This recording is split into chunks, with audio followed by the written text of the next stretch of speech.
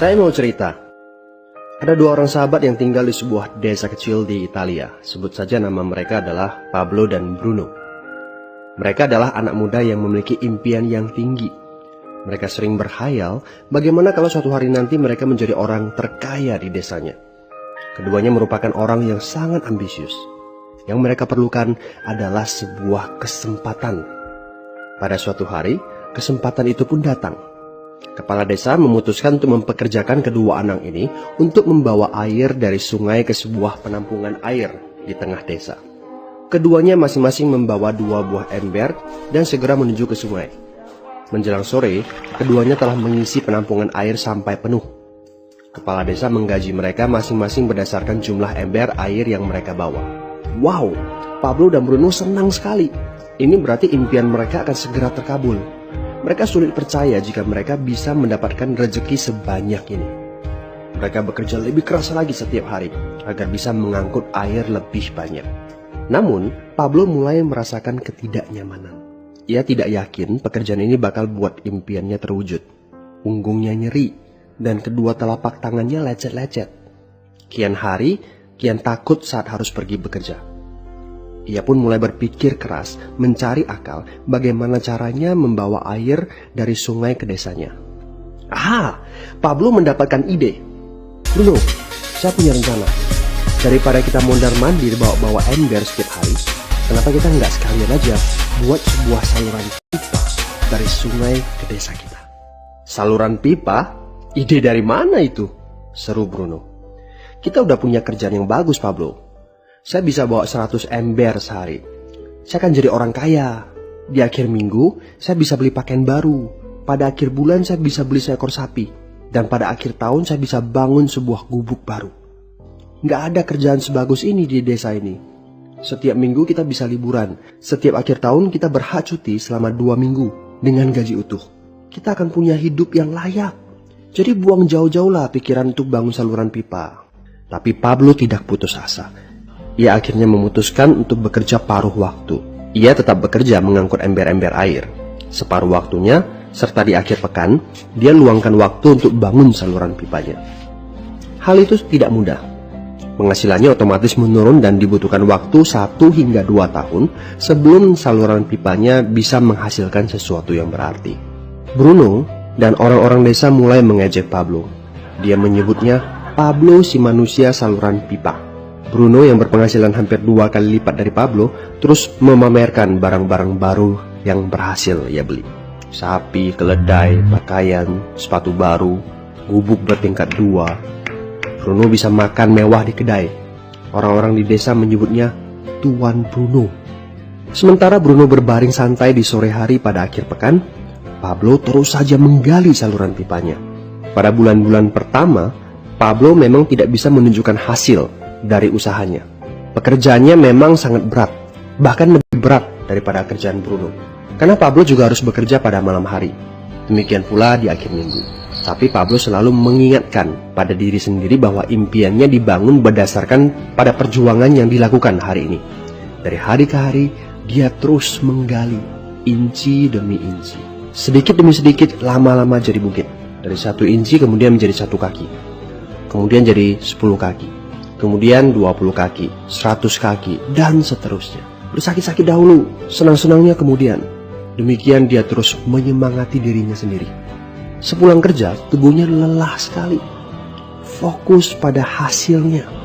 Kata-kata itu terus ia ulangi dalam hati setiap hari saat dia pergi tidur. Sementara dari bar di desa itu terdengar gelak tawa mengiringinya ke alam mimpi. Ayo, fokus pada hasil akhir. Hari berganti bulan. Saluran pipanya sudah setengah jadi. Saat beristirahat, Pablo melihat dari jauh sahabatnya Bruno yang terus saja mengangkut ember-ember. Bahu Bruno tampak semakin lama semakin membungkuk. Dia menyeringai kesakitan. Langkahnya semakin lamban akibat kerja keras setiap hari. Dia semakin jarang bersantai-santai di tempat tidur gantungnya. Dia lebih sering terlihat di bar, duduk dengan wajah letih dan murung. Saat pengunjung bar melihat Bruno, mereka saling berbisik. Hei, ini dia Bruno si manusia ember. Dia lebih suka duduk sendiri di sudut yang gelap ditemani botol-botol kosong di sekelilingnya. Akhirnya, saat bahagia Pablo pun tiba. Saluran pipanya sudah rampung.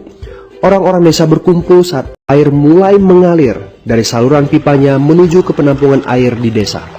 Sekarang, desa ini sudah bisa mendapatkan pasokan air bersih secara tetap. Pablo tidak perlu lagi membawa ember.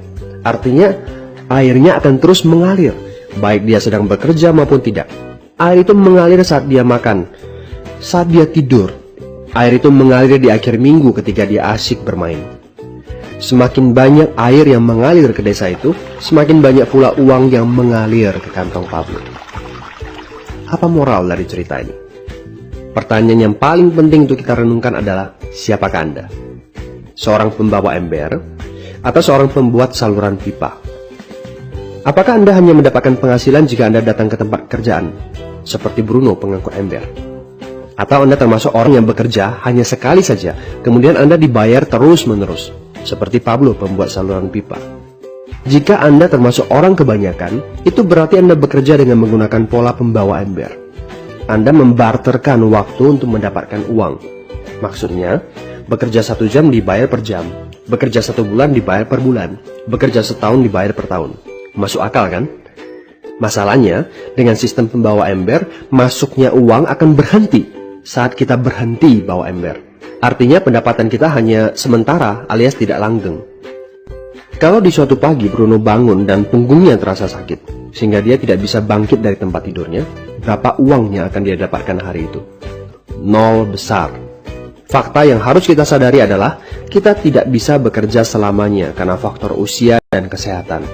Jika kita tidak sanggup membarterkan waktu kita, maka kita tidak akan mendapatkan uang. Pablo jauh hari sudah menyadari keterbatasan ini. Karena itulah dia langsung berpikir untuk menciptakan suatu sistem yang memungkinkan dia untuk terus mendapatkan bayaran baik dengan cara barter waktu ataupun tidak. Pikirkan ini. Bagaimana dengan Anda? Anda mau apa kalau besok penghasilan Anda berhenti? Apa yang akan terjadi kalau Anda dipecat? Apa yang terjadi kalau kemudian Anda sakit atau cacat sehingga tidak bisa membawa ember lagi? Bagaimana seandainya perawatan kesehatan yang mendadak yang harus Anda jalani menghabiskan uang tabungan Anda? Apa yang terjadi bila uang tabungan Anda itu langsung menguap dalam semalam? Kalau penghasilan Anda berhenti besok, untuk berapa lama Anda bisa membayar hipotek Anda? Cicilan rumah, mobil Anda, ataupun untuk biaya sekolah anak-anak Anda? 1 tahun, 6 bulan, 3 bulan, atau 3 minggu? Jelas.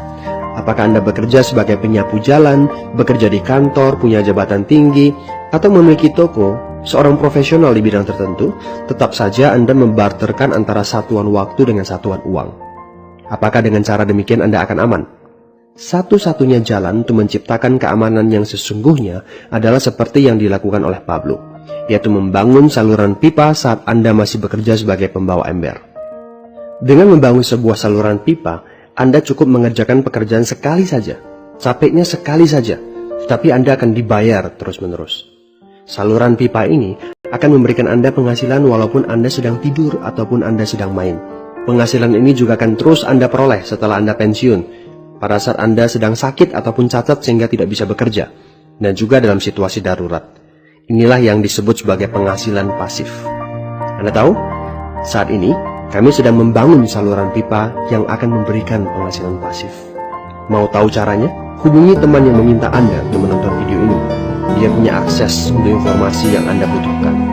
Entahlah video lanjutannya, atau jika memungkinkan, bertemu langsung